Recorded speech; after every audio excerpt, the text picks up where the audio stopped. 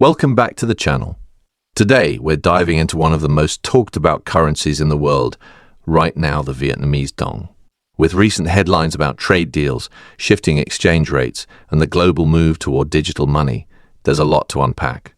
From Donald Trump's new agreement with Vietnam to the bigger picture of revaluation and economic transformation, this episode is packed with insights that could impact your finances, your investments, and your understanding of the global economy.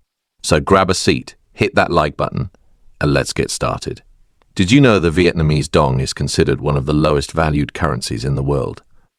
Today, we're digging into why this seemingly small currency is making big waves. Recently, there's been a surge in discussions around trade agreements and shifting exchange rates. With Donald Trump finalizing a major trade pact with Vietnam, the question arises, what does this mean for the dong's future, and what could it signal for global markets? Buckle up, because we're unpacking what this could mean next. Let's begin by understanding the Vietnamese dong. It has long remained weak compared to dominant currencies like the US dollar. But this isn't random. A variety of factors contribute to this. Vietnam's economy has seen rapid growth, yet the dong hasn't risen in step. So why all the renewed focus?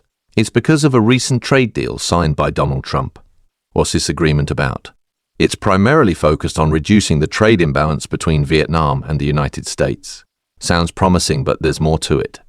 A critical issue still revolves around the dong's exchange rate. If we could ask Trump directly, what should Vietnam do about its currency, he might push for more flexibility. That means letting the dong float on the open market, where supply and demand determine its value. This could make Vietnamese exports cheaper abroad. That's great for global buyers. But here's the risk. If the dong weakens too much, imports into Vietnam could become pricey, impacting costs for everyday consumers. To put this in perspective, imagine you're shopping for a pair of shoes priced at $100. Right now, let's say that's 2 million dong. If the dong loses more value, those same shoes might now cost $120 or 2.4 million dong. That's a big hike. And it's not just about shoes, it affects the cost of all imported items. So, the debate is, should Vietnam adjust its exchange rate? Economists remain divided.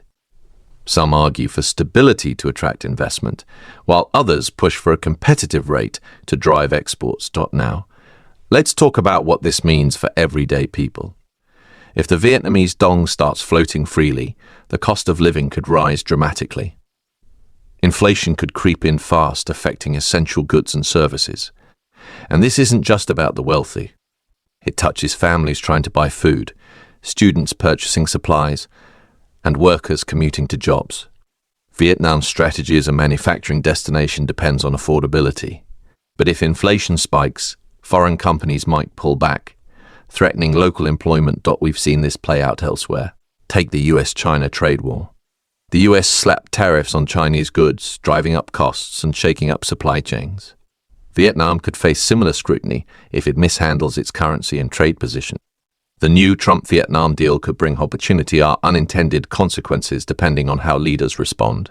That's why staying informed on this issue is so important. Every political and economic move carries ripple effects that extend far beyond headlines. What can we expect next?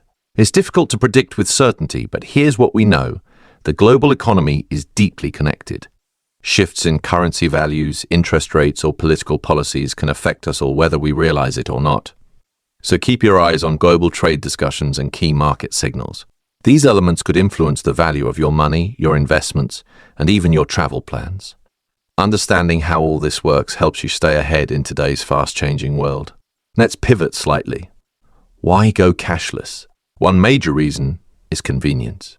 You can pay for almost anything now with a simple tap, whether on your phone, smartwatch, or card. No more digging through your wallet or fumbling with bills. Countries like Sweden and China are leading the charge toward becoming nearly cash-free. For example, in Sweden, only about 1% of all transactions are made in cash. That's a remarkable shift from the past. So how are countries making this happen? Many are considering currency revaluation. What does that mean?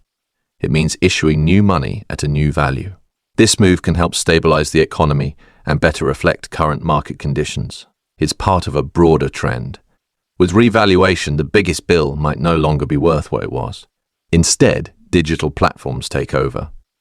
This shift is helping modernize entire economies and prepare them for the future.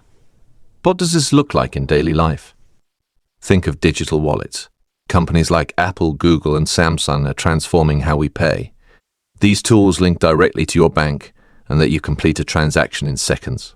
No lines at ATMs, no carrying around stacks of cash. Just tap, pay, and go. It's fast, it's secure, and it fits modern lifestyles. Young people especially are already embracing this shift on a large scale. But let's not ignore the challenges. Not everyone has access to the tech needed to go cashless. Older individuals, people in rural areas, or those without smartphones could be left behind. Governments need to think through how to make this shift inclusive. If not handled carefully, this move could widen the gap between tech-savvy individuals and vulnerable communities. Everyone deserves equal access to financial services, and that's a key issue to watch. Now let's tackle the issue of privacy. With cash, you can make purchases without a trace. With digital payments, every transaction leaves a footprint. Some people welcome this transparent side helps with fraud protection and budgeting. But others worry about surveillance and data collection. It's a trade-off between safety and anonymity. And it's one we all need to understand and weigh for ourselves as this shift progresses.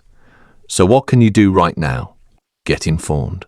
Learn about the digital payment options in your country. Try out a few apps.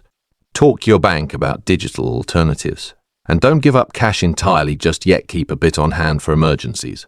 Being flexible is key. And speaking of future trends, let's talk about crypto. Cryptocurrencies like Bitcoin could play a huge role in the move toward digital money. Crypto offers a level of decentralization and anonymity that traditional systems don't. But it's also volatile. Prices can swing wildly in hours. So, if you're thinking of exploring crypto, do your homework. Make informed decisions, not emotional ones. Digital currencies may eventually become a regular part of how we bank, invest, and save. But it's still early. Discerned caution is wise. Globally, things are already changing. India, for instance, has launched its own digital currency. This could inspire other countries to follow suit. It's part of the larger push toward efficient, secure financial ecosystems. Beyond payments, digital currencies may reshape how we do everything like saving for retirement, applying for loans, or buying property. We're truly stepping into a new financial era. Now let's wrap this up. Moving toward a cashless world comes with both big benefits and major responsibilities. Less cash in circulation means lower crime rates and fewer printing costs. But we also have to ensure no one is left behind. Change takes time. It takes collaboration from governments, banks, and citizens. And it requires ongoing public discussion and adaptation. Thanks for watching. If you found value in this video, don't forget to click the like button, leave your thoughts in the comments, and subscribe for more in-depth coverage on currency updates and global economics. Your support keeps this channel going. Until next time, stay informed and stay curious.